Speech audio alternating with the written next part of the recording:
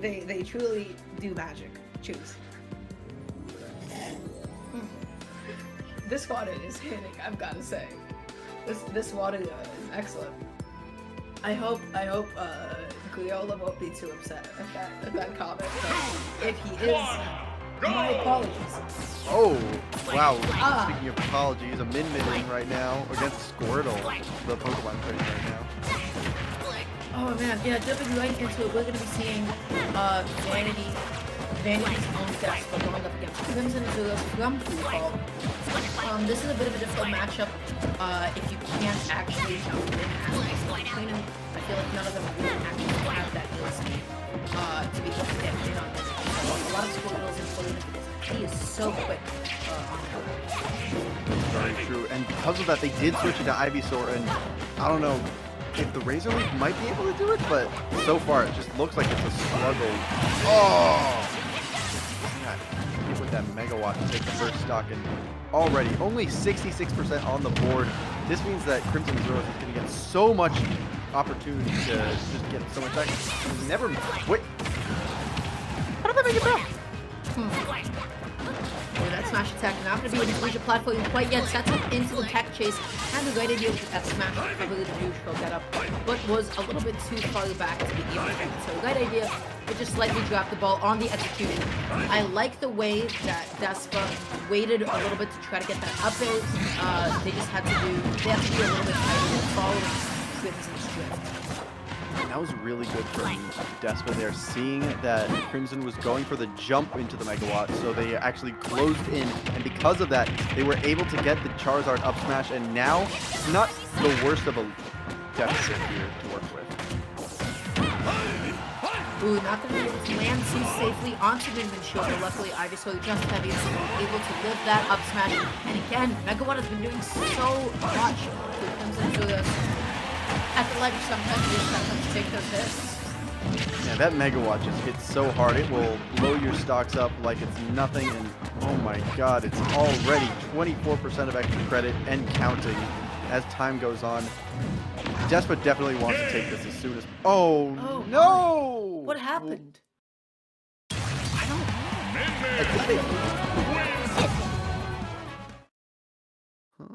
know. What just went on that last talk? Anyways, I feel like for most of this game, Despa was just trying their best to try to get in on Min-Min. Crimson made it a really difficult time for them at some points.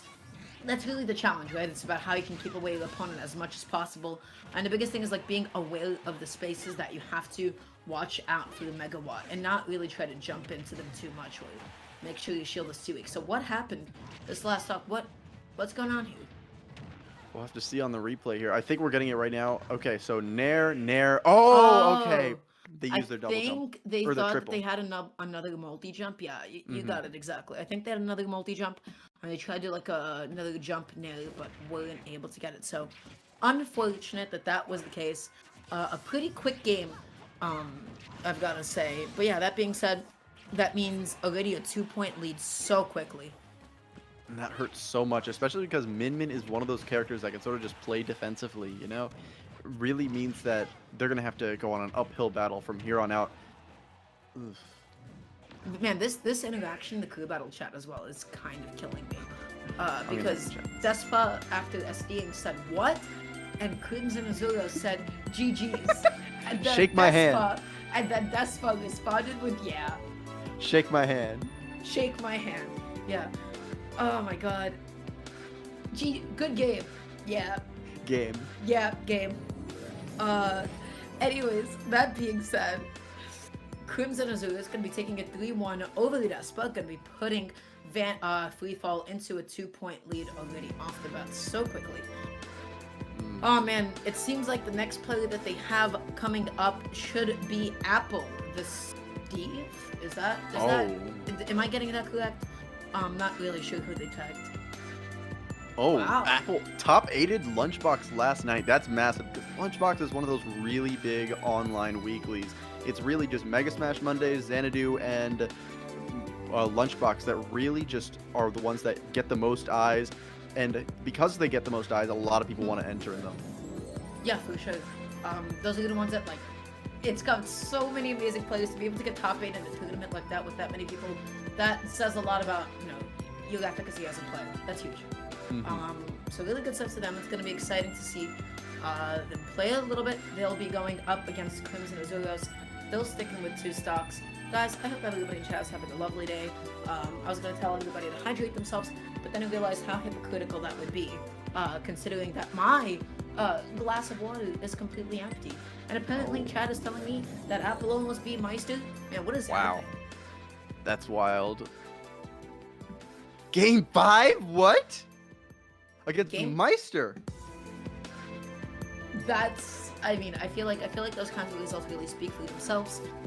Crimson Azugo is going to be banning Battlefield, Yoshi's, and what else have they got on mind? Seems like they don't really like triplat stages, which is a sentiment I can understand, because as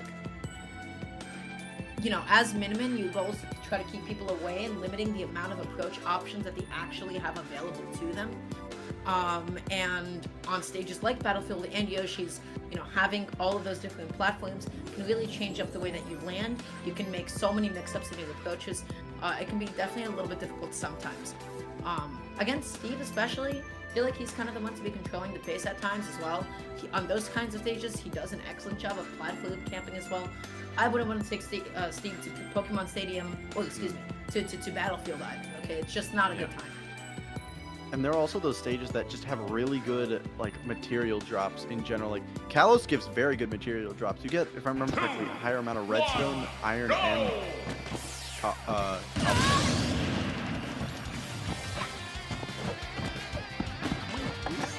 Is this the right? I guess, because this is a stage that you can sort of get around a lot of minion stuff on. I mean, this is a stage where Steve just gets to reinforce his game, right? So Minmin's not really going to be the one playing back too much. Steve, at the end of the day, probably the best character in the game to just sort of be able to go off and do his own thing and charge up whatever he needs to charge up. All of that shield pressure is so difficult to deal with. Jabs and up tilts galore. But at that time, you saw Apple did not have blocks to properly recover themselves, and as a result, ended up getting knocked off stage. Megawatt going to be hitting under the ledge. Oh my god, that did not feel good. Yeah, that's definitely something that is going to be felt in the morning. And oh no, oh, what? Breaking out of it, fantastic DI and SDI there from Azuros. Because of that, that means they're going to be living a little bit longer. Man Code into F Smash, able to do it, tries to go for a unique little edge guard, then tries to go for the block into down tilt, but Crimson just waits it out, still has more than enough time to up B. Apple next time just has to slightly delay that timing. Minmin does take a sweet time getting back onto the stage. Absolutely. Also, I want to go back on that down tilt there. That was a fantastic get off me option because, whoa! Wow. That was such a good edge guard because it really seemed like Crimson didn't know what to do. All of those up tilts and actually going to be finishing it with a back heel, noticing that they crossed up Crimson. Apple is going off with it. 62% in one interaction. That is definitely a Steve thing. As this is going on, Crimson Azuros really wants to just end this stock as soon as possible, wants to bring it to at least the same lead as before, maybe even bring it to even more points.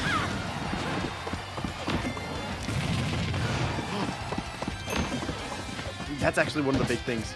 The anvil actually pretty much covers most of Minmin's recovery angles because Minmin only has a tether.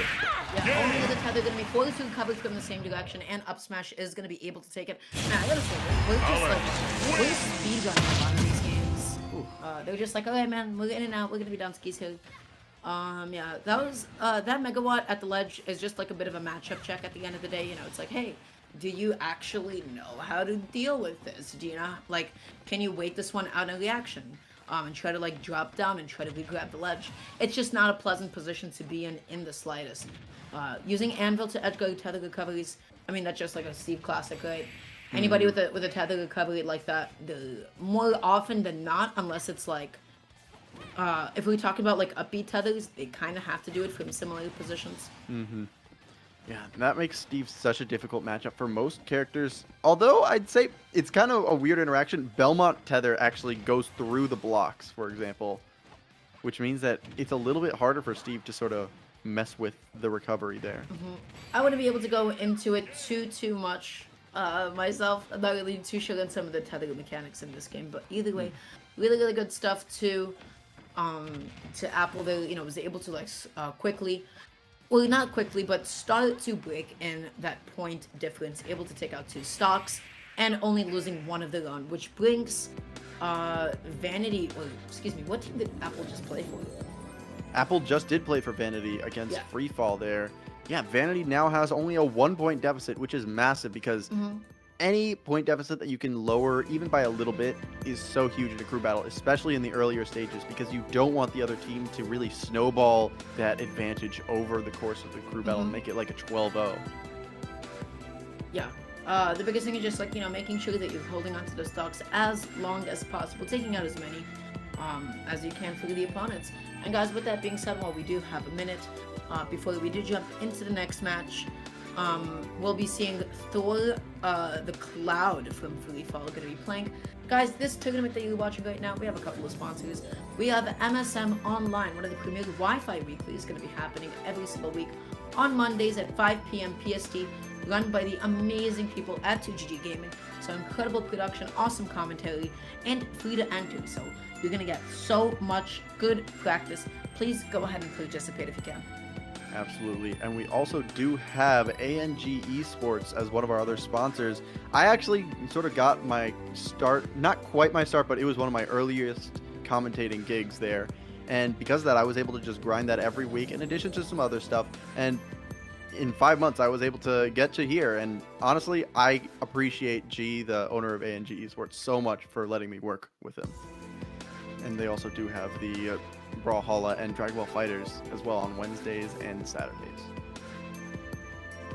And then additionally, last but certainly not least, this tournament that you're watching right now is being brought to you by MetaView. So MetaView, one of the, that app just has so much to offer. It has playlists for almost every single game out there, be it Smash, League of Legends, Fortnite, and fighting games. Our tournament is lucky enough to be one of the ones that are contributing some of the clips, so some of the exciting moments, and hype stocks being taken in this crew battle are going to be uploaded there onto a nice curated and edited playlist. So I believe it's going to be happening tomorrow at 12 p.m. PST. The Rise Champions Crew League Top Moments playlist is going to be available after each stream. It's available on iOS, Android, going to be coming on later this year. And yeah, please go ahead and download if you can. Yeah, we actually had a few clips last week there. I watched those clips. They were fun. They're fun. They're awesome. And yeah. So we're just going to be waiting for the next players to jump into the arena. From Apple, we're going to be seeing the bands to Smashville, Kalos, and Battlefield. Interesting choices. Not really sure what the thought was of those going against Cloud. I wouldn't be able to speak on it too much, I'm afraid. Wait. So yeah, they're going to be opting to go for Pokemon Seeding 2. And once again, guys, I apologize for my resolution. Not really sure why it's happening today. Yeah, I guess it's just like a bandwidth thing or something. I don't know. Some sort of internet shenanigans are afoot. That's usually the case at times. So hopefully we'll be able to sort those out. And if not, please go ahead and bear with me. So it's going to be Thor going up against Apple. Apple only at 2 stocks. We're just going to be waiting for them to jump into the arena. And yeah. In the meantime, talk to me. What kind of other events have you been working on? What have you got going on, Peter? I've always got the ANG Esports events every Sunday, straight out of Smashville. Always fun to work on. I actually took a little bit more of a lighter week this time instead of usually, because usually I'll do like 4 or 5. This time I did like 2. Yeah. Like, okay. That's important. Sometimes I feel like this is not even exclusive to Smash with commentary, but we live in like a culture that's like really obsessed with like constantly being on a grind, constantly being on the hustle. It's not necessarily always realistic, guys. Self-optimization is cool and all, but you just have to take it easy at times. You take care of yourself. Yeah, you can't always be focused on improving and always be doing as many things as possible if you don't give yourself the time to rest in between, because then you've completely defeated the purpose. What have you had to gain? You've achieved your goals, but now you stressed.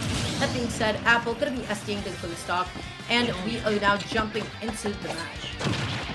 I really like Apple's name FreeFall, and 33% already on the board. Definitely looking solid, and Thor was able to make it back a little bit. Yeah, there's 33% on the board, but honestly, Apple could have gotten so much more off of that. It is Steve's up tilt after all. That does a lot. Thor is going to be trying to get past those blocks. Currently has limit out. This is so much pressure. This is such a scary place to be in. Good use of the mind card just to be able to give himself the coverage that Apple needs to be able to get in. Oh, and that was really smart placement of the blocks, because that's a massive part of this matchup, being able to just block off parts of the stage, forcing them to jump in instead of just walk, because that also blocks off a lot of those limit options that Cloud has, which can really hurt his offense. Ooh, able to find a dash attack and actually going to be able to take that stock. Thor only at 83%. Whoa. Immediately responding. We can talk about that DI a little bit, you know, because that was an anvil going at 82%. I don't believe that should have happened the way it did, but nonetheless it happened. Cloud quickly going to be making up some of that damage with up B into cross slash. Up B and cross slash, you get hit by those two, and you're suddenly at like 50%. Speaking of it, 50%, Thor has already gotten Apple to 62 here. If they can just take this stock, they will be at a massive lead and bringing it back to that 2-point lead that they had after the first game. Gonna be dash dancing back and forth. Really hard commits to the landing there, but Apple not gonna be taking it anytime soon. Just takes the time to get diamond tools on deck. Still in the meantime, fully charging up limit. That was a good choice for Apple because honestly, Cloud has enough kill options at this point, even without limit, to the point that the added pressure with limit, it's a worthwhile trade-off to be able to get diamond tools. And also the speed boost of limit means that Cloud will have a little bit of an easier time to just get around a lot of those trapping options. But Thor is just giving Apple all of the space to just mindfully every resource. That's going to be a gold on deck, which means powered mind cards, no joke. You have so much that you need to respect. Absolutely. But at this point, it's just one good hit. that back was so good. That back was excellent. Apple recognized, hey, I need to get this thing out of here. Otherwise, I'm going to be losing this stock. Oh man, these are so many opportunities. Limit able to save. Limit up beat is going to be enough for Thor to get back onto the stage, and back here going to be cleaning it up. So really good stuff for Thor. Only lost one, taking out both of Apples in the meantime. I think they played this matchup quite well in some parts, I've got to say. I like the way that Apple just, was like, hey, I'm okay with Cloud getting limit. I'm totally fine with that. But the movement speed did help a little bit, in some instances, helped, Thor get in situations that he might have not otherwise been able to. Yeah, and honestly, that's the thing about limit that a lot of people don't really appreciate, because usually they'll just see, okay, it gives that really dangerous move, but there's that second side to it that really makes it so that some matchups where it's like, oh, this character's really good at preventing you from approaching, that limit really helps out. Oh, yeah, for sure. Cloud's faster. He has tools that you need to be afraid of. Things that'll kill you at like 70 and 80. It's just a lot, man, That being said, really good stuff to Thor. That's going to be putting FreeFall at a pretty good point lead at this point as we start to go into the later parts of this specific crew battle. I believe Vanity should be sitting right now at 15 points and FreeFall at 17. So, again, totally doable. But Vanity's just going to have to start getting some wins for themselves. Absolutely, because if Vanity can't get more wins here, that means that FreeFall's just going to be building up this lead more and more. And if they can build that up to even just a 3 or 4 stock lead, that's going to be massive, because that'll give a whole player of headroom. For sure. So the upcoming player has not been confirmed quite yet. It's really just going to be relaxing for just a second. Oh geez, what can we talk about besides the weather and what's happening in real life? What do we got? It rained here yesterday. God bless. Also, I think I fixed my camera. I don't want to jinx it. Last thoughts? Is it okay now? It's looking alright. Yeah. I realized what it might have been. I cleared my cache and my cookies on Google Chrome, and it did magic apparently. Wow. I think. I hope so. Or maybe we're back to it. I don't know, guys. Online stuff is weird. Uploading cameras is weird. I just try my best whenever I can. That's always important. It doesn't matter if you succeed or not, as long as you tried your best. Try my best out here.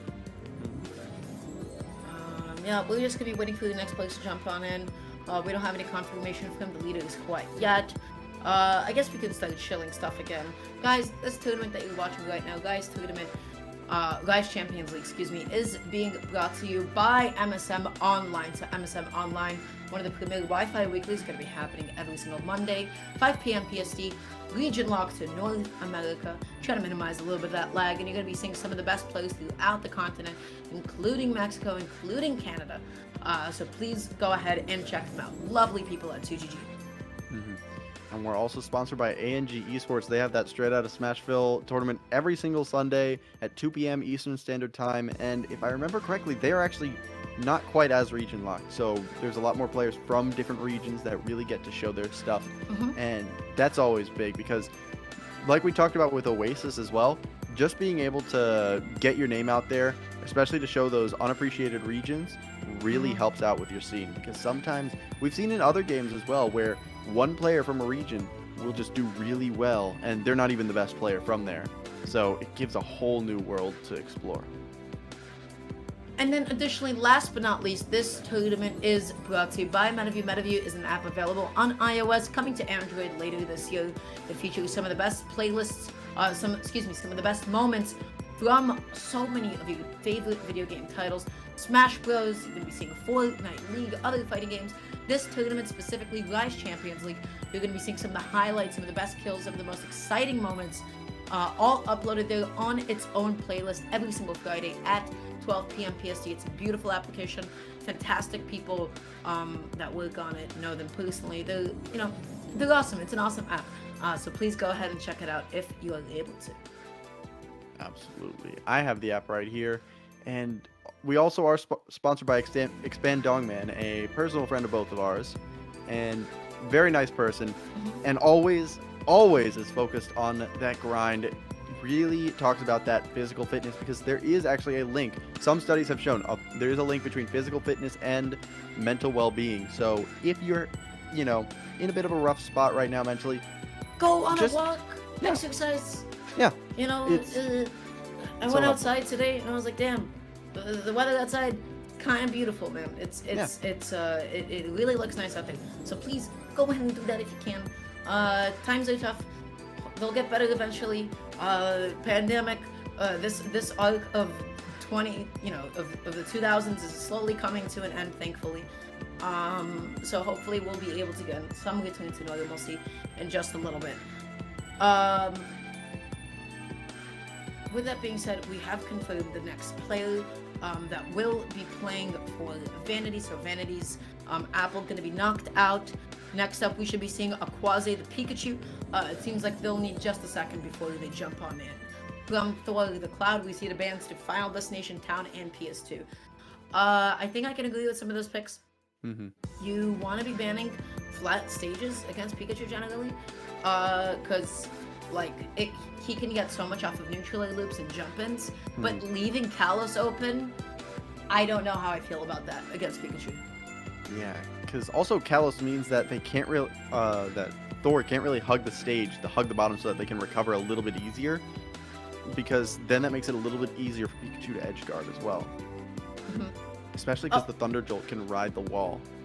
So remember this entire talk that we've had about Pikachu? Well, turns out, Peter, it is completely and utterly irrelevant because they're actually going to be sending in Soft Side, the Dark Samus. And Dark Samus, we're going to be seeing bans to Pokemon Stadium 2, PS2, and Smashville. I don't know why Thor is banning some of these stages that they are, but it's you know what, Godspeed. They're going to be opting to go through Battlefield.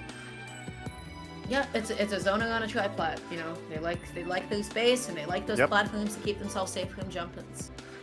Just try to get away as much as possible.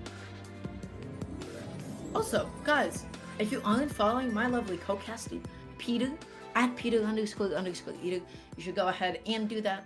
You should also be following our lovely producer, Last. You can find him. I swear to God, I feel like I'm forgetting his Twitter handle every single time. I know it's L4ST_. something. I'm gonna get it to you in just a second. Guys, V1, follow right. our lovely No, I know. producer L4ST_V1 on Twitter. He does so much. He's producing so many events, commentating both Valorant and Smash Bros. So please go ahead and check him out. And then after you're done all that, you can also check me out. You resident, I don't know, Nasty Girl. I guess that's the best way to describe myself. You can follow me at Darren as well. But big fan of the Friday Night Funkin' shirt. Friday Night Funkin' is sick. And speaking of sick, we've got some sick gameplay ahead of us, Peter. We got Thor, gonna be only at 2 stocks up against Softside. Audience. Wow, already starting with the charges. That's the Cloud and the Samus, the classic. Classic, yeah. Softside just playing around the balloon so well, not to be trying to play inside too much. Really the goal is like, hey, how easily can I keep myself safe under these platforms? How difficult can I make it for Thor to approach? And right now, Softside is just kind of running some circles around this dude. But limits online now, and that means not only is the effective. Ooh. Did you see what I saw right there? That just they went for it. The Hail Mary. Yeah, they wanted it, and it was pretty sexy. They just, if that connected, that could be huge.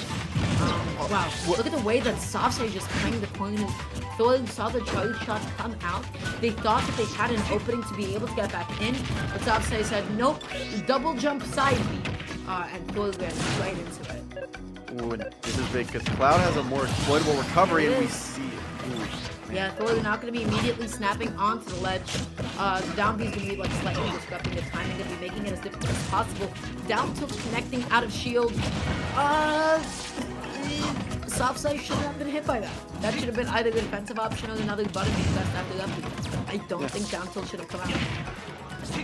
But I mean, Thor's got to get this stock done very quickly because if Softside manages to keep this lead up, they might be able to even out the score here. Right now, Thor's going to be trying to find his ledge trap, jumping back and forth. Either going to be fishing for the limit cross slash or perhaps a back kill. Either way, right now, Softside is going to be holding onto the stock as long as possible. Saves that double jump and double jumps past the limit blade beam. You always have to be so wary of that. That projectile does a little bit faster than you always think it is. It's definitely a very tricky one to work with. Softside's just got it set up, and this is looking like another opportunity to exploit that. Wow, that was a fantastic recovery from Thor there. Seeing how Softside was able to edge guard before and just playing around it entirely. Wow, not going to be dying to dash attack quite yet. Doug Samus, of course, so close to being real life super heavy. Yeah, it's going to be living through quite some time. Is Uphill going to be able to do it? Not quite yet. Not only is it Battlefield, but that move only really starts going at around 130, 140. So the next one can definitely do it. And that trade, so unfortunate for the Softside. There we go. Yep, and that was a completely fresh up throw on 180%. There was no way that was not killed. Wow. Oh my god. I thought that Softside was so close to be able to get that 3 stock. In crew battles like that, that 1 stock that Thor was able to put on is so important because it keeps FreeFall in the lead as Vanity still has to try to make it back. So doesn't matter if you're at 160 or 80, you just have to hold on to that stock as long as possible. So that trade, man, that's just tough, buddy. That's just really tough.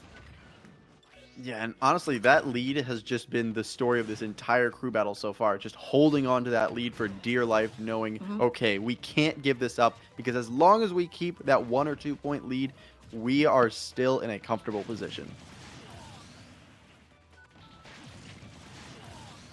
Oh, that trade. Yeah, that trade was a little bit difficult. Anyways, that being said, once again, not too much of a deficit. Only going to be sitting at like I believe it's like 15 to 14.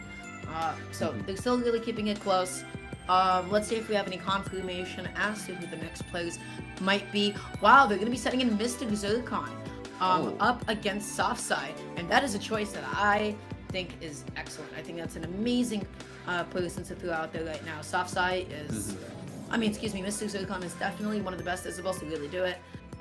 Haven't really been hearing that tag a little bit too much recently, but I know a little bit earlier to the start of quarantine, they've been getting so many wins on so many amazing players. So they're one of the Isabelle mains that everybody has to know.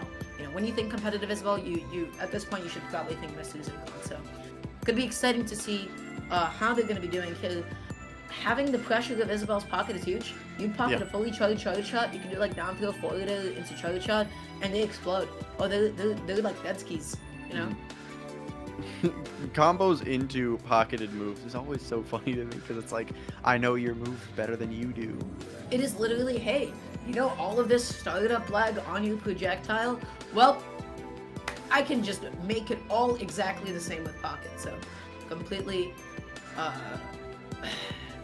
it just takes so many projectiles that would sometimes be a little bit difficult because of that startup, and then pocket just shoots it back whenever it feels like it. So it's going to be interesting to see how Mr. Zircon is going to be able to play around it, how they're going to be able to use Dark Samus's own projectiles to their advantage, and how Softsai will either be able to hold that or just trying to make it as difficult as possible for Mr. Zircon to get those pockets, right? So not necessarily always playing from such a long range, going to be forced to box a little bit more.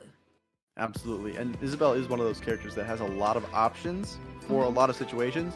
They're just not necessarily, none of them are particularly like stand out, you know? Isabelle kind of like lacks things that can be threatening. Isabelle has to find the smash attack to kill. Granted, those moves can be kind of lagless at times. Yeah. They're a little bit quick, but really it just boils down to Isabelle's mobility is tough. That recovery is so punishable. And not even having Lloyd Rocket like Villager does have as a neutral tool instead fishing grab, hit grab, that's tough. That being said, Softsai going to be going up against Mr. Zircon 14-15, so barely deficit. What was that dash dance? That was the perfect dash dance, the one that's spoken of in Legends. But oh my god, I think we saw Zircon actually play in the previous crew battle last week from FreeFall, and if I remember, I think so? I don't believe it will. I think we mentioned your name, like saying, oh my god, they're in FreeFall, but I don't believe Mr. Zircon is actually, we didn't see them last week. That being said, going to be planting down the Lloyd there, going to be trying to cover the Softsai's recovery options, but I really appreciate the high recovery in that position. We're just able to get past it. And that was fantastic SDI to be able to just barely break out of the last few hits of that forward air, because those last few hits do launch quite a bit. Ooh, full hopping going to be called out by Softsai. Love the way that Softsai is actually getting a lot of these jump callouts, up smash, going to be putting on big damage. Ooh, wow, that is quite a bit. Oh! That up smash is so safe. So Mrs. Zircon was going behind just to see if Softsai would like to add an immediate aggressive option. And maybe get like a back throw and punish on that. Wasn't able to get it though. Staying in shield so patient on the platform, but gonna be eating a full. That didn't kill. I'm surprised that didn't kill, considering these spells are very like, okay, that's killing. Ledge down. That's down being to neutral B. You know, you hang on to the ledge a little bit too long, especially at such a high percent. You run out of all the ability. Oh my god. Wow. Okay. Just hitting that spike like it's nothing. And already it is down to the last stock for Softsai. They need to get something going as soon as possible because they don't want that lead to grow again.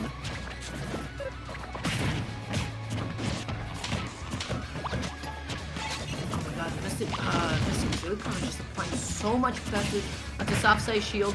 Dark Samus only really having upbeat out of shield, but if he stays in the leads effectively, that horizontal initial launch hitbox is not really something that you need to worry about too much. Just plank off of the platform right now, trying to maybe catch Softsai, dashing in with that side B. Oh boy. What was that interaction where they tried to grab and then the pocket, like... Oh, so pocket does actually give at least a little bit of iframes. Oh. Okay. At the start of it, that is to like kind of ensure it's a bit of a check to make sure that the projectile doesn't actually hit you as we try to pocket it. But as a result, it can sometimes function as like a spot dodge or an air dodge. So I'll be able to get like the sauce on that in just a second. Already though, Mr. Zircon is down now. They've lost 2 stocks. That means Softsai has done their job. They've kept the deficit at least to the same. And let's see if they can bring it to maybe a lead here. That's going to be down through a forward, putting on a bit of damage. Softside just trying to control the ground to the best of their abilities. I mean, Mr. Zircon either needs a back kill or, like, the way that Mr. Zircon needs to get these kills is pretty committal, considering that Softside can just continue to play back from the distance. Oh, wow. Good jump call. Mr. Zircon going to be going for it all and just covering all of the options that Softside has. Really good stuff. Positioning himself so well. Yeah, neither of them are particularly the fastest fallers around. So they both kind of have like a similar drift downwards, and Mr. Zircon just had to follow Softside and was able to get a kill. Yeah, but I mean, it did the job, and because of that, the lead has been maintained perfectly. Softside did not let that lead grow because several of those teammates of Softside actually did let that lead grow a little bit. One player made it go from a 1 stock deficit to a 2 stock deficit, but Softside was able to bring it back to 1 and keep it at 1, which is exactly what they needed to do. Yeah, wow, Softside has just done so much already, put on a good amount of points for their team already onto the board for Vanity. That being said, just wanted to give you guys a little bit more specific thoughts about Isabel neutral. That move has invulnerability between 5 and 23. That move is essentially a spot dodge that is also able to pocket projectiles. And a neutral air dodge. And that could be really useful in some situations where, let's say you're trying to get back onto the stage, and your opponent just throws out like an active hitbox. You don't have to immediately waste a neutral air dodge, you know? Sometimes you can just try to pocket through it. It's just a second air dodge in a lot of really useful positions. Yeah, and one of the good things about that as well is because unlike air dodges, rolls, and spot dodges, which the more you use them, the worse they will get, that pocket stays the exact same amount of iframes the entire time. So that means that you will be able to then directional air dodge then without being quite as bad at it. That's a good point. It's an air dodge that doesn't stale like that. So good to keep that in mind. That being said, Mr. Zircon only going to be taking it with like a stock lead. Right now, FreeFall sitting at 13 points, Vanity at 12. They're just keeping it close. Nobody's getting too huge of a lead quite yet. So the next play that they're going to be throwing out is going to be Potato. I'm just going to say Potato. Potato plays Rob. They just happen to spell the tag in a funny way. Pato Tatu. Something along those lines. So we're going to be seeing them coming up in just a second from Mr. Zircon. The bands to FD, Smashville, and Yoshi's. I'm trying to think about why they would not really opt to go through those stages, but it's abstract. Sometimes it's just play preference. It's a little bit difficult to pinpoint it. But some matchups, it's simple like, no flat stage bad, ban the flat stages. Or no triplats for Mario. Yeah. No triplats for Mario, none allowed. But other times it's just like, it's not always going to be as clear cut as that. Also, oh my god, my camera is passing away. What is happening? That camera is working its hard. It's trying its best. Yeah, I have no idea what's going on. I'm so sorry if it is on my end. Even though I wouldn't be able to tell you why. I miss offline tournaments when these kinds of technical issues weren't necessarily something to really worry about. They're going to be opting to go for the Pokemon Stadium too. Mr. Zircon's going to have to SD twice, only sitting at, 1 stop there, so it just depends how familiar the matchup, If Pato Tatu, geez, I'm going to call them Pat. If Pat is just able to take this without losing any stocks, it could be so big. Oh my god, the jabs. Yeah, that jab does allow you to link, especially if you can just go right, if you can walk a little bit forward from the first jab, you can connect right to the second, a lot easier. And if I remember correctly, if you pocket an item, the item just goes into your hands. Yes, you get to just like immediately pick it up. Or just take it ground and projectile. That being said, and Pat able to get the up air, that up air almost taking that stock. You just have to remember how light Isabel is sometimes. Mr. Zircon could be using Pat's own gyro against him to continue this head guard. Gets the up throw gyro. F smash doesn't take it quite yet. Wow. Mr. Zircon's use of Pat's projectile has just been easy. Oh my god, this is just... that was almost a spike of all spikes right there. Oh, they ran out of gas, or did they back it? something like that. But Mr. Zurikon able to really take the stock, going to be ensuring the fact that FreeFall stays in the point lead right now. Pat has to find a way to get off of the ledge. I like the idea with dash attack, but not actually able to hit Rob's ledge. Oh, that's gonna not quite do it. Oh my god. So, Mr. Zurikon had a good idea on characters with really bad air acceleration. I don't believe Isabel's air acceleration is that good. It might be actually, you might increase your chances of survivability to directional air dodge. So somebody that would really apply with is like Belmont. Oh, the air dodge, got it. It was a panic option. You want a directional air dodge with a very few specific characters, because in those situations, it might save you from getting sent to the blast zone with your drift, right?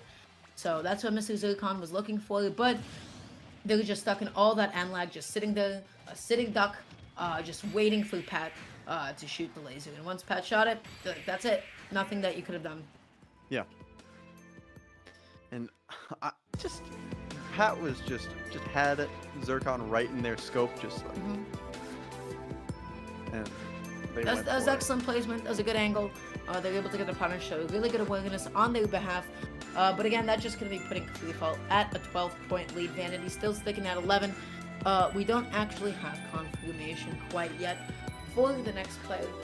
But I guess in the meantime, we can... Actually, no, Chain seems to be just typing. We probably don't have enough time to cut to a break.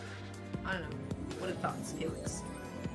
Looks like they chose Jojo the Hobo, who we have seen before, actually. Yeah, Jojo the Hobo, definitely one of the more prominent Wi-Fi Toon Links. Toon Link Rob, that is a matchup that we've seen a couple of times actually last week when it was FreeFall up against Side B. And, oh geez, was that a slow-paced match? Toon Link sticks to their own corner, Rob sticks to the other, and nobody wants to approach. Wasn't that the one that went to time? There was one that went to time. I remember that. Maybe. Wouldn't be able to tell you. But yeah, either, you know, that's just like kind of the way that Jojo the Hobo paced that match. They like keeping to themselves. They really did not want to interact with Gop that much. And I feel like this is a matchup that they seem to be pretty familiar with. Okay, Pat has said in the chat it is Pat 2 Tattoo. Okay. Pat 2, got it. Pat 2 Tattoo. Pat 2 Tattoo. It's clever, but a little bit of a tongue twister. So it just makes things a little bit difficult on occasion. Yeah, and considering that Smash Bros is a community that generally has a lot of people from a lot of different like original languages, different mother tongues, their OU is specifically one that really it will just change depending on it will change how it's pronounced depending on where you're from. Yes, I agree. They're going to be opting to go for a small battlefield. On small battlefield, geez, that's a long stage, and they're both just able to, like, once again just hold their own corners respectively, play their own game a little bit. So it's just really going to be up to whoever decides to commit first, and if the other person is ready for that, and able to blow them up for that. This is a match that not necessarily the fastest. Yeah, this is... Buckle in, everyone, because this is going to be quite a long one. Maybe get some popcorn.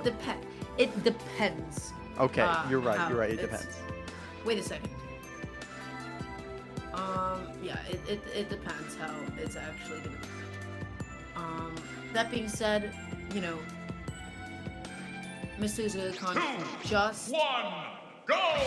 I'm trying to think, like, what can Pat right now in this match against Toon Link to try to break a little bit of space. Because they're both just kind of comfortable pulling bombs, pulling gyros. Jojo going to be the first one to initiate right off the bat. Tries to get the conversion into the upper, not able to find it. Big punch. Wow. You don't usually see those up throws except at either those very low percents or those very high percents. So that's something that we will be seeing maybe at those fresh stocks.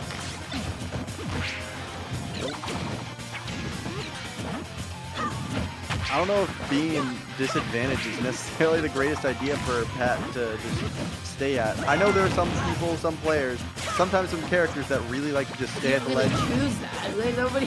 I mean, have you ever seen a Wii Fit?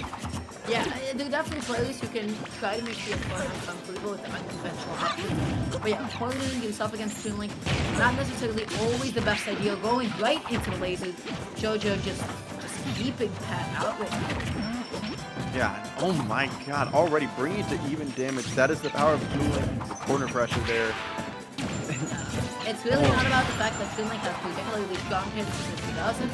But the fact that you can put a lot of little tiny hitboxes out there quickly, and then you're like, wait, damn, how am I at this percent?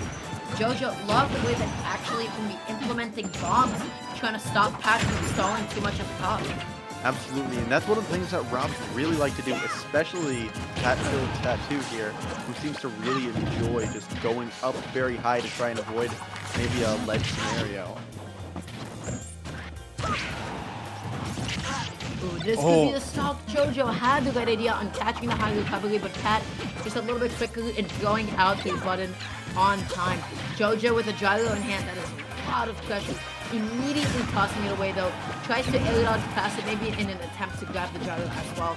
But JoJo has got to take this down. Already, Pat is able to take this first stock, and that's big because that means that they could very easily Oh, that trade. Oh, that trade. Oh, buddy. Oh. Every single percent that Pat gets here is extra credit. Waiting before initiating side B was such a good choice after the neutral aid. It was so ready for JoJo's next option. They sat there, they waited, and they were able to get the whip punish as a result. Right now, Pat just needs to find a way to get back onto the ledge. Really good stuff, respecting F-tilt on shield. That move is incredibly safe. Oh, wow. Oh, that was so close, but... Oh, all of these goals in. JoJo had the good idea, but mistimed it. The infamous Rob side B, and oh my god, the stage spike is able to take that stock, and now FreeFall is actually at a deficit for once. A one-stock deficit. The first time that we've actually seen, I believe in this entire Q battle thus far, Pat is doing so much. Pat is playing evasively so well, mixing up so many of the defensive options. JoJo can't get a hit. This is looking insane too, because Rob is one of those characters that can just push. If they get that down tilt, they can just finish you stock as soon as possible. But Toon Link is a character that really has to play more methodically. Oh, that's a big neutral. They're going to be setting up into a juggle. Up tilt, not going to be able to connect. Slightly misspacing that one.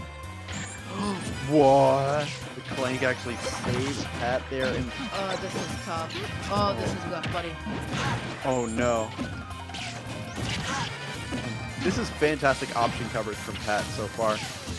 And notice, JoJo needs a hit, anything. But as this percent increases as well, that is max rage for a while now. So, oh, what? They fell out of the first. That's up at the ledge, but able to find the 2-frame with F-tilt nonetheless. So JoJo at least going to be taking its last stock, if anything. Right now, Pat going to be trying to set up a juggle. Hard commits, maybe trying to get an early dodge lead. Wasn't able to find it, but gets away with it nonetheless. 97%. This is looking so scary because Toon Link is a bit lighter than Rob, so does make it so they do have to be a bit more concerned at this point. Right now, JoJo doing a good job of just keeping Pat off stage. We have carnival music on, guys. I think that's the best representation of how this is going.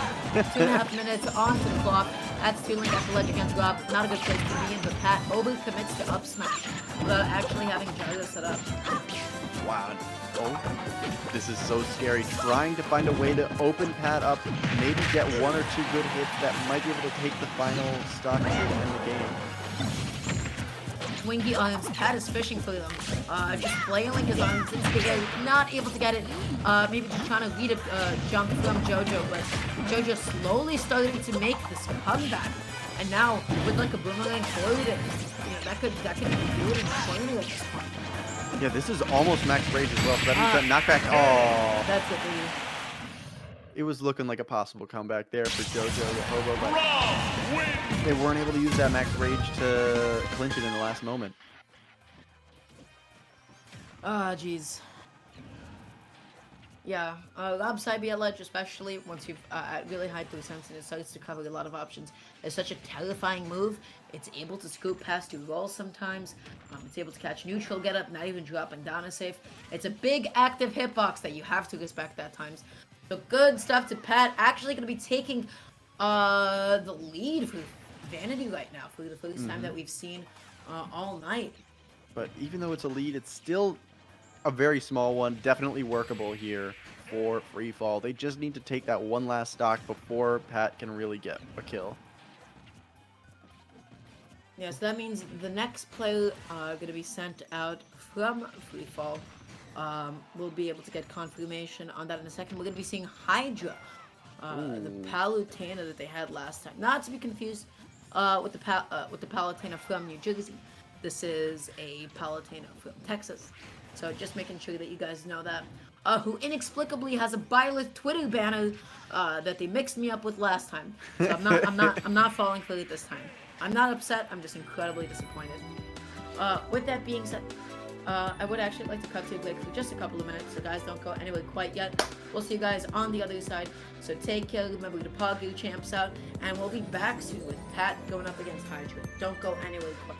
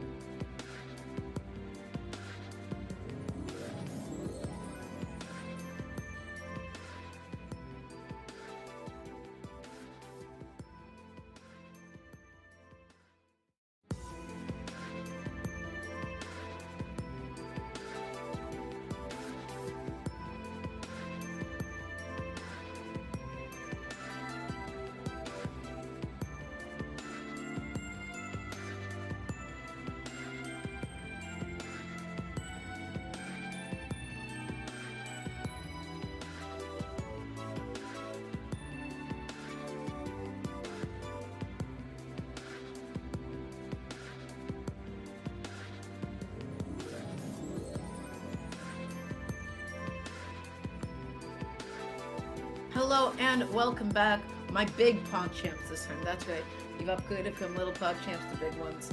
It's a step up. I've got to say, Peter, you don't seem too enthused by it, but that's okay. That's fine. I'm not upset. We're gonna be seeing Hydra going up against Pat.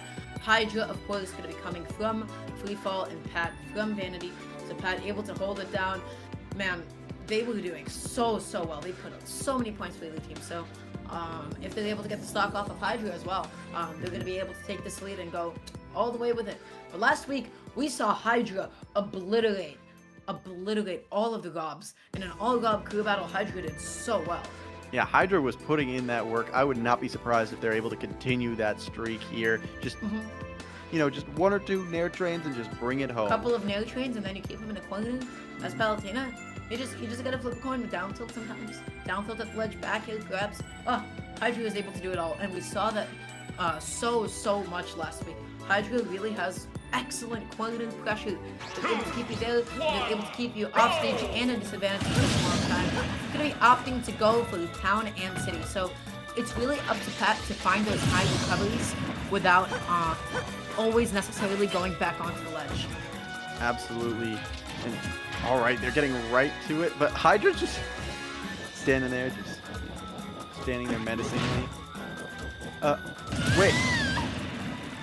So that wasn't supposed to happen. Pat. Pat. What are you doing? Pat. You're supposed to both taunt to... What happened? What's going on? Hydra's controller maybe just passed away in the moment.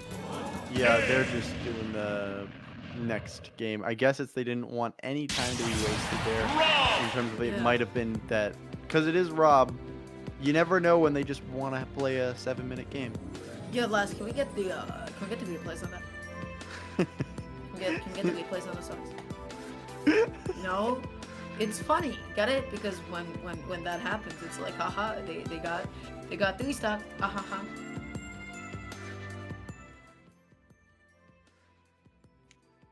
Look at him go. He's so excited about it too. What do you think Rob's motivation is competing in Smash? Rob's motivation, he just wants to spin more things. He just wants to spin more things. Mm-hmm. Yeah, that's the whole reason why he's here. Also, I just noticed that the transition fade looks almost exact. It like synced up perfectly. In the middle of like. I love it. Have you ever played the games that Rob was like a little peripheral for? No, I haven't played Gyromite and what is it, Stack Up? Yeah, Stack Up. Yeah, Gyromite and Stack Up. The only 2 games that Rob was actually compatible with. That being said, Pat, with the SBing all the way to the last stock, this time Hydra's controller seems to be nice and functional. So 10 points to 9. Hydra, I have full confidence that they're able to take this one without dropping a single stock. There we go. There's that nair into the up air, and already 47% like it's nothing. Blink and you miss it. Loves landing mix-up. Pat tried to get Hydra thinking that they were just going to go immediately to the ground, but air dodged in last possible second. This is a pretty big lead. They're just looking for... just going 2 counters in a row. Hydra's just fishing for something. Oh, wow. And this is looking like Pat might be able to take a stock here. This is not too bad of a damage output right now. Maybe trying to catch a jump or something from the corner. Perhaps Hydra pressing the button. Not going to be hit by that laser quite yet. Oh, that grab, that could be it. Oh, the platform saved him. Oh, this positioning changed so fast. That is now Hydra off to this explosive flame. The final hit of it going to be giving them the cover that they need to get back onto the stage. Now, that was a read into the next dimension there as Pat saw. Pat's like, okay, they're going to go to the right there. I just know it. The neutral get a play instead of F smash nonetheless. Pat, incredible job holding on to that last shot and hitting the stock of the go. Wow. Yeah. I want to see an up smash again. That was a very hard read. That read was harder than Diamonds. Well, that's going to be going on the Meta Knight play. Not MetaView. I said Meta Knight. MetaView playlist. The Meta Knight playlist. That was awesome. That was so good. Cool. That, I don't understand where, they were able to actually get that lead from. I don't know what they're basing it off of, but geez. Every single time I'm seeing this replay, I'm just like, wow, that was crazy. Mm-hmm. That was so wild. Like, that was a risk, and they took it. Cool. It's just, I don't know where it came from. I don't know where they got the sauce on it. I don't know where they got the download. I don't know where previously Hydra has established. Yes, as I am getting juggled, I will, air dodge in this direction. I don't get that one from. My audio probably just cut out considering that the producer tuned in and out. But that being said, we'll be moving on to the next match again, just keeping it 9-8. This time, from Vanity, we will be seeing a Quasi, the Pikachu, who was supposed to play in last time, but just simply was not responding. So, sometimes that happens. Sometimes, Peter, I gotta say, it really truly do be like that on occasion. You do. It do be like that. So yeah, we're gonna be seeing the bans No, FD, Kalos, Oil Town, and City, which are the stages that I would always recommend banning against Pikachu. You keep it flat, that's Pikachu gonna be getting a falling nail on you, and then boom, you take 50% from 0 every single time. Up tilts and falling forward. There's so much that you have to respect about Pikachu on flat stages, especially once he starts doing a T-Jolt. Oh, buddy, not pleasant, I must say. Yeah, absolutely. If you've ever followed ESAM, you see exactly what happens if you go one of those long stages. He jumps in and then you die. He jumps in, he hits you off stage, and now you're off stage against a Pikachu who's ready to back heal you or throw a T-Jolt. And then he comes back from positions that he really shouldn't be recovering from. That's what Pikachu does. Pikachu is so good. Guys, you owe it to yourselves. Busted. Pika is indeed busted. You owe it to yourselves to go and play a top tier. Like, don't suffer. You know, you don't have to suffer through it. Go play a top tier, unless you really happen to like that other character that much, or you think that they're a secret top tier, then Godspeed. Yeah. But it's good for your mental health. By the way, I'm an S main. I don't even take my own advice. I'm the biggest hypocrite onto the mic. As long as you think your character can do it, I don't think he can. play them. But I like him. I think he's funny. I think Just really when he teabags, just go. He just bonks his head. By the way, the teabag bonks in this game are actually amazing. They're so good. Villager, Ness, it's not like all those like Squirtle. Squirtle. Oh my god, Squirtles is so good. Yes. Yeah, excellent. Yeah, there's some excellent teabag animations. If your character doesn't have a good teabag, then you're wasting your time. Yeah, Terry's just got that classic fighting game one, you know, the one where you'll see someone get the opponent into dizzy, just... Yeah. But yeah, that being said, we are just going to be waiting for them to jump into the arena. They were asking for the arena ID and information. Guys, just check the pin. Please check the pin. But here we go. We're going right into it. Hydra does have to give up a stock, and now they're on Smashville. This is a stage that's pretty small, so there is no getting away on here. Yeah, no, you're just able to keep it really close, able to keep it really tight, able to kind of back it immediately, but was ended up popping a quasi a little bit too high up, and they were able to air dodge successfully. Already 60% of damage, and it's going to be counting. It hasn't even been answered yet. They're just in control of the pace. Hydra is controlling the stage so well right now. Only one corridor going to be connecting. That's going to be Hydra stuck in a corner against Pikachu. Pikachu is just able to rack up so much damage as soon as he has a bit of positional advantage. Jumps right into the explosive flame. No double jump. This is definitely Hydra's landing to catch. Absolutely. Hydra just needs one good conversion. Maybe a grab it, and then it can be converted into a back air, but I don't know. It seems like... Yeah, goes through back throw for stage control immediately. Probably not even confident that down throw back throw would work. Hydra had the right idea by waiting, but was not able to get the punish on the air dodge either way. So unfortunate, but next time. Yes, and one of the nice things about Palutena is their down tilt is one of the, especially online, one of those very easy to 2-frame wins. 2-frame is a lot harder. Yeah, and Pikachu has so much recovery mix, able to completely avoid the ledge to begin with, so you're not even going to be finding yourself in that many 2-frame situations against Pikachu to begin with. Too much knockback on that rotation, so back to able to take it nonetheless. Hydra evening up those stocks, only at 40%, because they can't seem to find its way in. Wow, the platform actually saved for a little bit there, preventing that up air from converting anymore. Ooh. Grounded down into dash attack. The game actually saying, we're going to slow this pace down for a second. After that new patch, those kinds of stutters, all too common, my friend. For some reason. They just don't want those spirits, you know?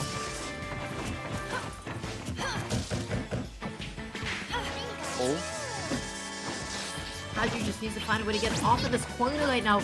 A Quasi immediately up being back onto the stage. An interesting choice to try to reattain stage control and still gets a hit nonetheless. Good wait, good patience, no attempt at 2-frame.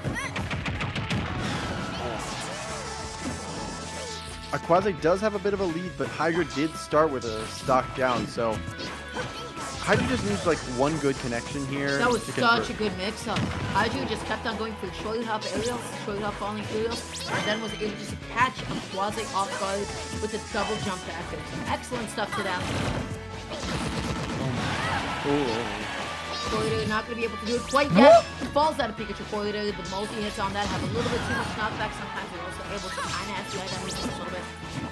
To SDI out at the almost at the blast zone, that takes quite a lot of courage. Explosive Flame maybe trying to shove the early up B, but not able to find it quite yet. But as a quasi at the ledge again, Palutena, that attack out of shield should even up those, or give, a quasi the stock lead right now. That's exactly what they needed. Hydra overextended a little bit. Look at that. Oh. It's even Stevens, even damage, even stocks, 7-7. Hydra started off with only 2 stocks to 3, and just like that, they're able to make a monumental comeback at this point.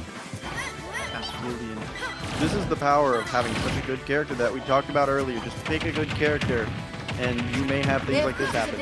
Look, they have consistent low percent damage output, consistent bread and butters, and they're just able to make the most out of the movement and ridiculous recovery options. Let's drop it whatever it may be. Hydra just needs 1 or 2. Actually, both of these are characters that can really just get a lot off of just one good grab. What? What? I was previously saying, hey, this game's already finished. We're jumping right into the replays. It's done. It's good. Oh, jeez. Hydra got no double jump. Has to find a way to land. I love the new killer option. It's so active. Those weights, the way that Quasi is waiting for all the Hydra defensive options, it's just absolutely like it's good fundamentals. It's good play. Absolutely. And Hydra's just doing a great job of DIing away from those up throws, because if that was not properly DI'd, that would have been death right there with a good thunder or two. I mean, Quasi is just waiting every single step of the way. Quasi is just waiting for Hydra to go, spot dodge or something, they're landing a hit and waiting. And Hydra has yet to be able to adapt to that. I'd like to see a couple of more aggressive buttons in those kinds of situations. Oh my god. Ooh. Wow. This is so close to death for both of these players. Hydra oh! He's right into the explosive flame. Just tries to stall a little bit with Skull Bash up in the sky and just mixing the landing up once again with directional air dodge. Wow, this is getting so close for both of these players. Just one explosive flame will take it here, because that's very good rage right now. Oh, Quasi's fishy food dash attack gets the jump lead forward. They're not going to be able to kill quite yet. That is Hydra with no double jump off stage. But Quasi in no position to try to get a 2-frame. Ew, ew. I don't like that. This is spooky. That was a little. Oh! It's going to make it back. They I don't know how they made that back. Skull Bash not actually taking the stock quite yet. Hydra has to find a way to get out of the corner. But that's it. Okay, yeah. Yeah. So Hydra there. Okay, that was interesting how both of them were like playing really patiently at ledge. I like the timing mix-up from Hydra towards the end. Especially because like if you've established all game, I'm gonna buffer the ledge option, or I'm gonna go at this timing, and then you mix up your timing at the end, your opponent more often than not is not ready for those kinds of timings. So it's not important to just only mix up your ledge options, but timing is a huge element in a game like this as well. And sadly though, we will have to see a Kawase get off now, because they had a lot of flags on Sable Detect. That was 12 flags in 30 seconds. That's nothing to scoff at. Oh, jeez. So because of that, the way that the Rise tournament series does have it handled is, if someone has the lag test and they say, okay, this is not playable for this event, they have to swap out for another player, but that player has to play the exact same character. And Pikachu is one of those high commitment characters too, that like it's not ones that people casually pick up, or hey, I have a pocket Pikachu. He's somebody who requires a lot of commitment and a lot of dedication and a lot of time to be sunk into him. So if that's the case, it's gonna be a little bit unfortunate. Yeah, it looks like somebody's just gonna have to figure out how to play Pikachu. Quick, bust out the ESAM VODs. Yeah, and it's just for one stock too, so it's really gonna be okay. Do we want to sacrifice someone, or okay, I think this guy can really get that good Pikachu in, really get that real good Pikachu in. If you have a crew like a side B, where it's all Godmans, oh my god, they just get to pick up each other's slack easy. Yeah. Yeah. Somebody lags, no problem, bro. I got you. But that being said, while we do figure out, who else to send in and what exactly is happening, we are just going to cut it to a quick little break. So guys, we'll see you guys in a couple of minutes. Stay tuned. Don't go anywhere quite yet.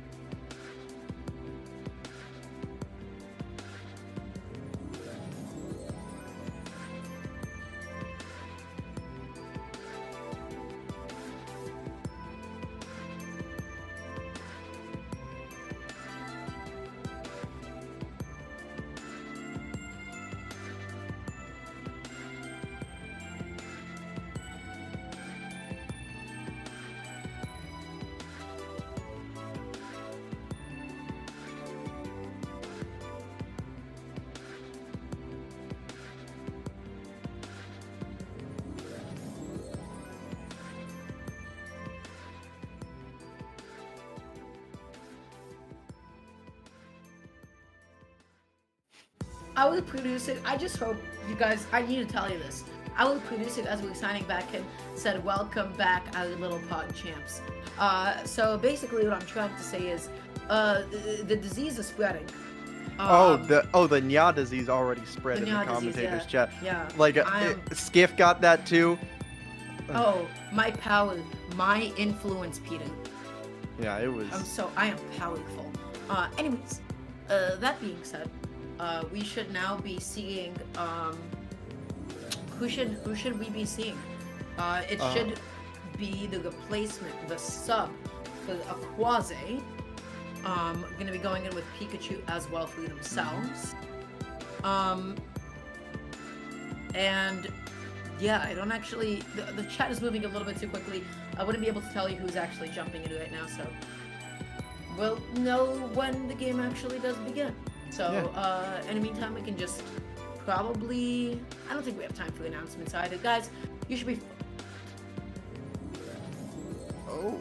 Thank you, Les. We're gonna be seeing Elo going up against the Square Root of Evil. Love that tag, by the way. Square Root of Evil as a Pikachu player. That does sound a lot. That does sound around. You know, that sounds about right. That's about right. Yeah. You know, just. Pretty close, yeah. Pikachu, Yeah. Pikachu is like the epitome of evil. Pikachu is the little Mass X. The rats. Yes. What was I gonna say? I was going to say this, guys. The stream that you're watching right now, a lovely production, is being brought to you by Les. You can go ahead and find him on Twitter at L4ST_V1. Additionally, you're also watching Rise Champions League. Rise Champions League, Gorilla has put a lot of effort, as well as other people, into making this happen. You can follow the Twitch, which is what you're watching right now, and the Twitter as well, which is also Rise_Tournaments. Then after you've done both of those things, you should be following my lovely co-caster, Peter_Eater. Yeah, there's a lot of great work out there. Really one of the best up-and-coming commentators out there. His growth has been phenomenal. I think it's a pleasure to work with you. I also think you're a really friendly and fun human being. Thank you. You're friendly too. That I appreciate you. I'm okay. No, you're great to work with. I nya a little bit too often for you to say that in good faith. And then after all that, you can follow me at Degamgalia as well. I'm gonna be real with you. I'm a little clout fiend. The serotonin of somebody following me is the reason I wake up every day. So do it. Seeing your number go up is a great feeling. The notification you get the bling. Oh my god. Oh, it's incredible. Anyways, we're just gonna be waiting for them to jump into the arena. Square Root of Evil gonna be banning Battlefield Yoshis and Small Boyfriend. Small boyfriend. Small. I messed up. Listen. I see the acronym BF. Oh my god. Yo, it's like one of my friends would talk to me and be like, yo, I got SBF or something. Small boyfriend, ooh, small battlefield. It's a little bit too ambiguous for me. It's immediately the first thing that I think of. I apologize.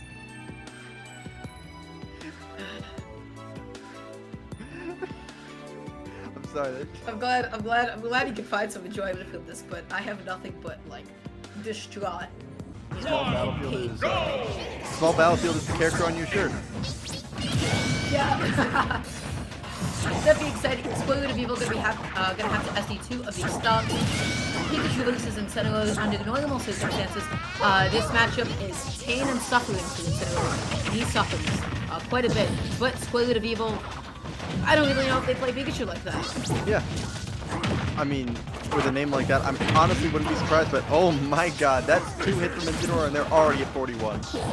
Upping directly onto the ledge, setting up some up tilts, and gonna be waiting for Arrow's next option. Oh, wow, that was... That's a jump called out. If you get jump called out by Skull Bash, that's a call. That's more than a jump call, that's a jump quit longer right there.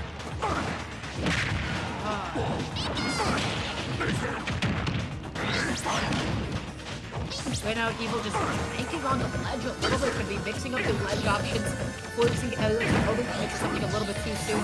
Tries to go from down to back here, which is a little bit of a DI check, but, you know, Evil to get it out of time.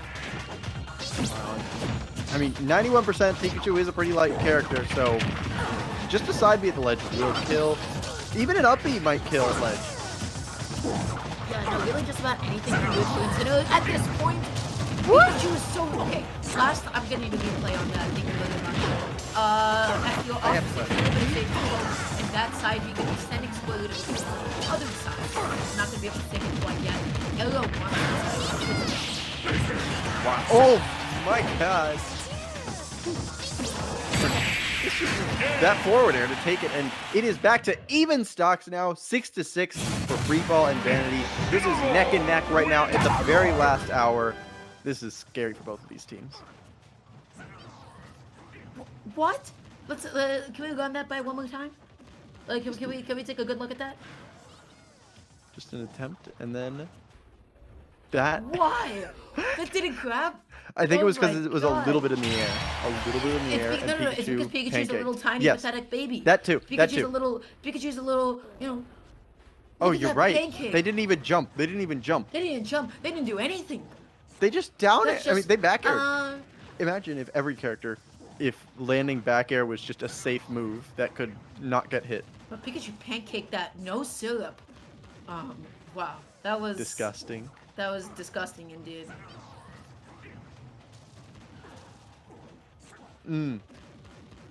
Okay, so there was a little short hop animation. Why? I feel like even if Incineroar was jumping, even if you short hopping, that really looks like it should have grabbed. Yeah. Why does Pikachu do that? Why is he so tiny? Just Pikachu things, you know. Have you seen that account, the Pikachu pancaking under things and the haha got him GG? Yeah, it's excellent. Also, excellent arena music. That was quite a good choice. Yeah. I don't even know if it's able to be on stream without the DMCA hammer coming down on us being like. Which one is it? Ring a ding?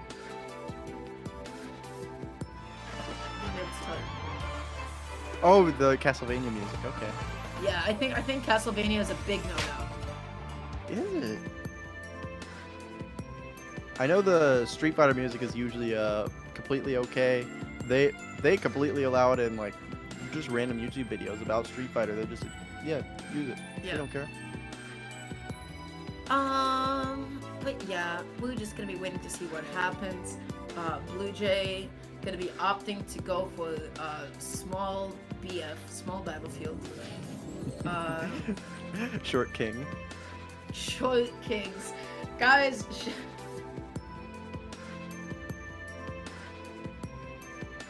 I'm losing my mind. Guys, seriously, here's a little motivational talk. This is for everybody that's insecure about their height as a guy. In a lot of ways, our society really does tend to, and this is a lot of societies, really does tend to value tall men. That's not necessarily the case. In fact, some of the short guys are kind of pog, must say. Hey, if you're short, you can low profile things. I hate you. That was awful. I called you low profile. Anyways. And Incineroar side B. Blue Jay going up against Ariel. This is Falco Incineroar. This probably goes as well as you think it will. Falco hits you with up tilt and puts you into the blender, my friend. Into the Vitamix. Into the NutriBullet. And you know, you'll get a nice cat puree. Oh my! Oh, that was very close to hitting. Every single time that Incineroar throws the side B out, it's just so scary. Side B attack chase is so important as it's that move having so many options out there for such a long time. It is incredibly hard. That back air usually would do quite a bit more by that. Running past it, that's not something you see every day. Yeah, not quite.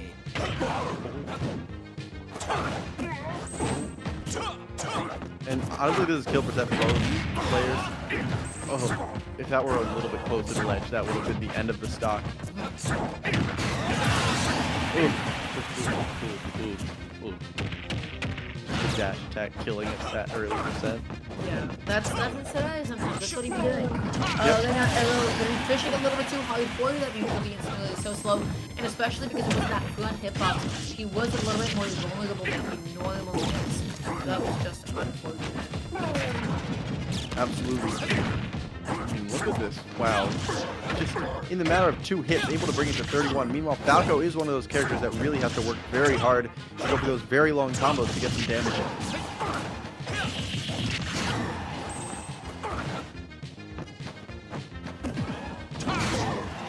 Wow. That was a fantastic neutral get-up read there, seeing, okay, they're going to go for it again. I'm just going to hold this F smash, just wait for them, and bam, it hit.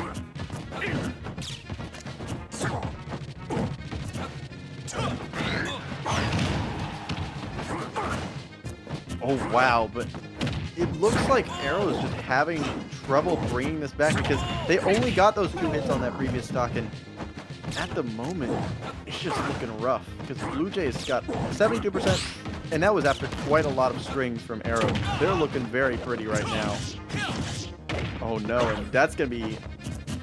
Wow, that was a great revenge read, seeing, okay, they will be a lot more threatening if they get that, so I may as well just not do it all. But Arrow was able to take that stock. It is down to their last stocks here, 4-4 for both of these teams. Whoever can take this last stock will be absolutely in the lead to allow for that final anchor player to get a little bit more breathing room and maybe take one more. Wow. That's a big thing about Incineroar versus Falco. Because Incineroar can kill so much easier and deal a lot more damage in a matter of 2-3 hits, it's really just an even game at all points, as long as the Incineroar can get in. What? Wow, that was a fantastic parry to be able to get that, and oh my god, is that not quite it? Because it is too low of a percent, but just needs like another hit or two, another conversion, and then the side B will be able to kill it ledge very easily. Is that it? Is that it? No. Okay. That's exactly what we talked about, but oh no, this is looking like a fantastic pace. Oh my god, it's shield poke. That was a nair away from killing, but the nair does kill there. And Blue Jay takes that, giving Vanity a 1-stock lead, which is massive once the other team is on their last player.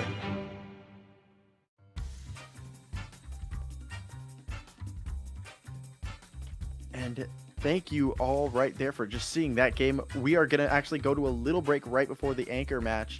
So please hold tight, maybe get some popcorn, get a drink, do some push-ups, you know, take care of yourself. All right.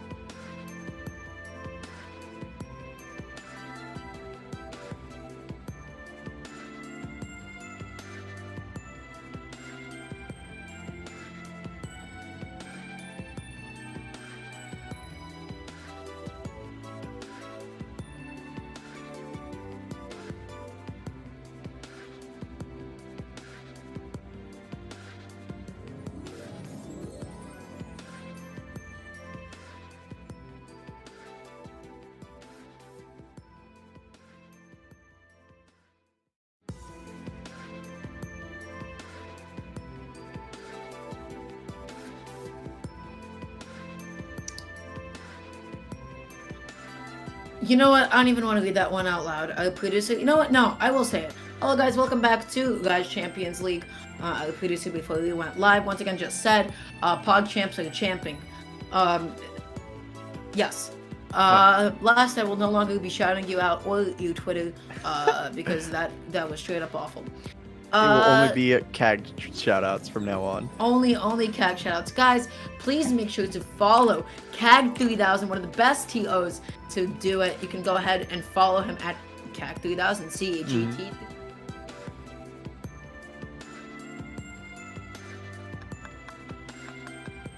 This is like divine intervention. Like, enough! JRPGs where they say, fight God. It's like you praying to the wrong god and you've been smited. Pick a god and pray. Did you ever play Fire Emblem Awakening? No. That was Frederick's critical line. Frederick's critical line where he just goes, pick a god and pray. Great stuff. Pick anyone you got. Anyone, you know, whoever you may happen to have on hand. Alrighty, my little gamers. So, coming up, we should be seeing, I mean, we saw Arrow take that game pretty confidently, if I'm not mistaken. But what happened? Talk to me. Arrow actually did lose that game from... Yeah, we saw Blue Jay take that because Falco does quite a lot of damage, and Arrow was just too far behind at that point, and Blue Jay was able to kill them there off stage. But that means Blue Jay is going to be sitting on the last stock right now. This could be so huge. I mean, Falco Bowser, as soon as Falco does get in, up tilts galore, so many pillar combos, just, wow. He's able to put on so much damage so quickly. But Stealth Pilot, if they hold on to this last stock, they're able to go into the next set without losing any, so. Exactly. Blue Jay's got a lot of pressure on them. Falco is one of those characters that really loves the combo. Bowser is that combo food, so... I don't know, maybe Blue Jay... No. Oh, mamma mia. Oh boy, that's it. That's kill percent.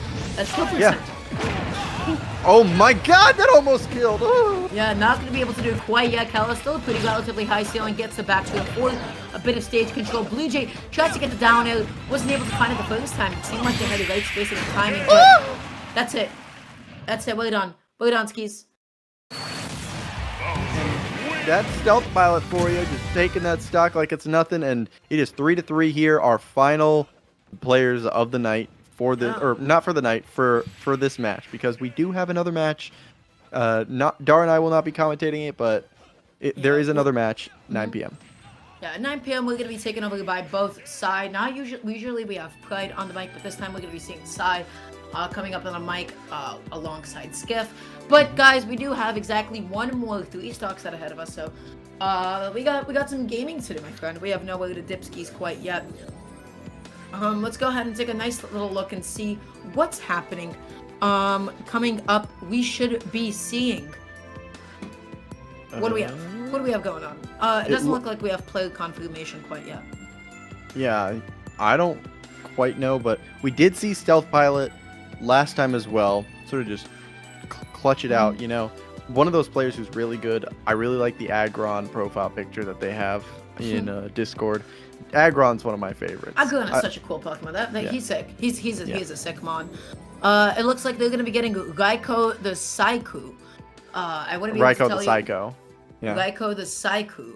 It should have been Raikou the Saiku. Right? No, it's Psycho. Psycho is because.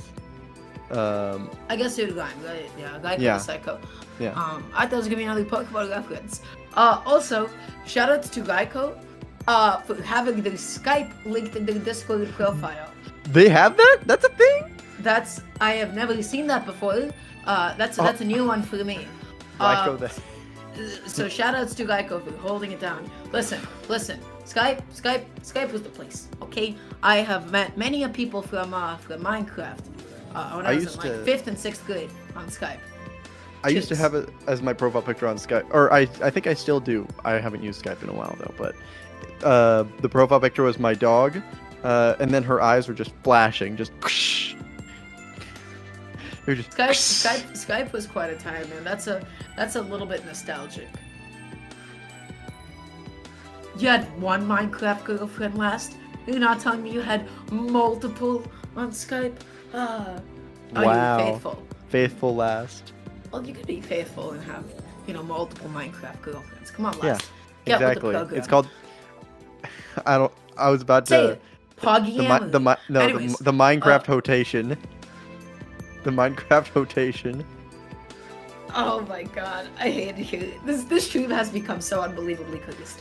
Hopefully next time we'll get a little bit more esports. But you know what? I'm having a good time. Last week, having a good time.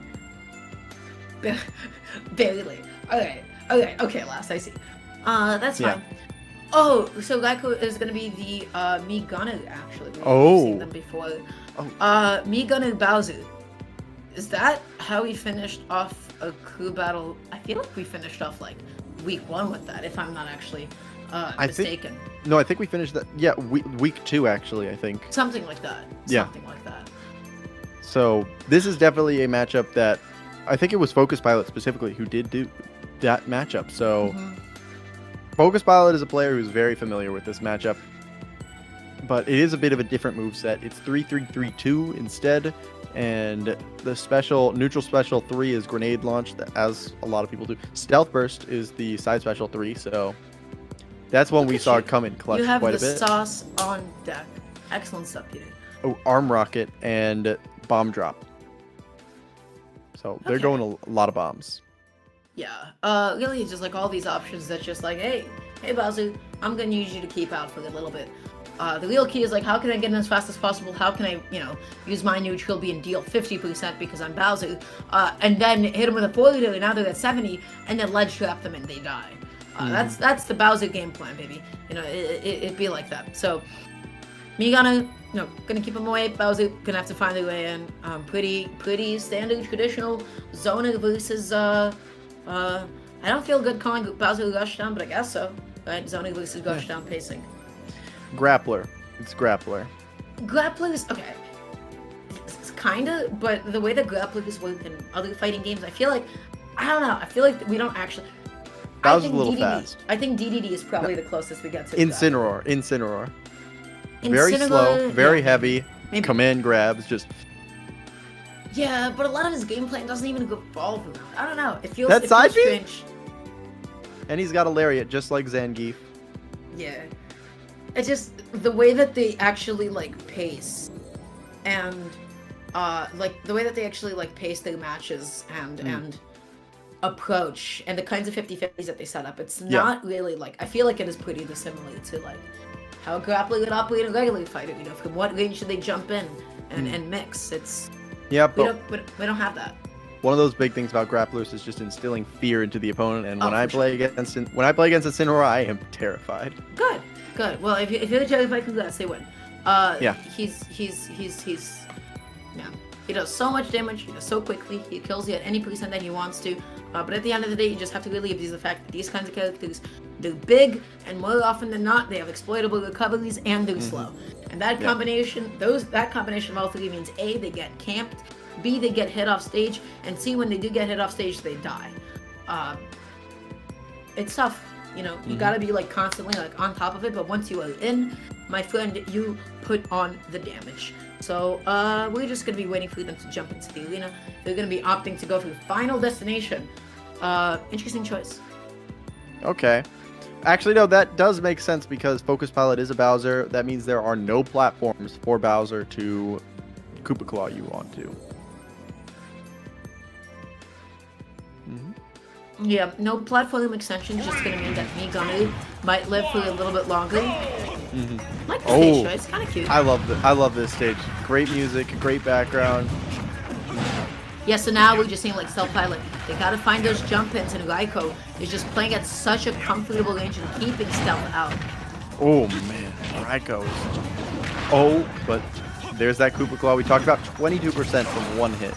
Yeah, and good choice throwing out those projectiles on the way up. Geico doing that intentionally to try to stuff out neutral B like that. Because look how much damage it does once it does get in. Oh wow, that was a fantastic weave out and get back in. Yep, dash back in, was able to find the grab and the punish as a result. The game looking really even right now. Geico just keeps on jumping at the right places. Oh. And this is very much a kill potential for both of these characters. Because both of them have a decent amount of kill power, I'd say. Stealth dashing back and forth, tries to get the catch on the landing, had the right idea, but Geico was able to throw out of projectile at just exactly the right time. Rolls right into the F smash. That was unsafe. That F smash was not safe. And Stealth Pilot should have been able to get a bigger punish. That move is laggy. Surprised. I'm surprised that a Koopa Claw at the ledge didn't kill. Yeah, no, it sent to the other side of the stage. The Stealth Pilot didn't have enough knockback quite yet to come across the stage.